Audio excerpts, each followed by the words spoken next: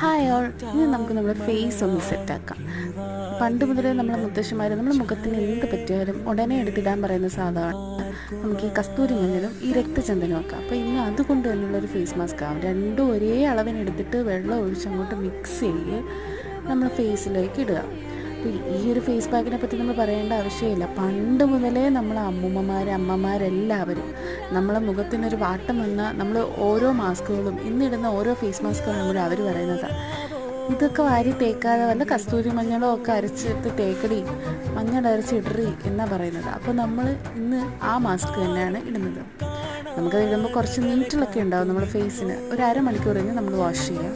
പിന്നെ നമ്മളിപ്പം വാഷ് ചെയ്ത് അങ്ങോട്ട് സെറ്റ് ആക്കുമ്പോഴത്തേക്കുണ്ടാവും ആ ഒരു ഇത്. ശരിയാ, നമ്മൾ പഴമക്കാരുടെ ഇതൊന്നും തെറ്റില്ലല്ലോ, അതെല്ലാം അടിപൊളിയാണ്. എന്നിട്ടൊരു മോയ്സ്ചറൈസർ ഇടുക, ഒരു ലിപ് ബാം ഇടുക. അപ്പോൾ ശരി, ബൈ.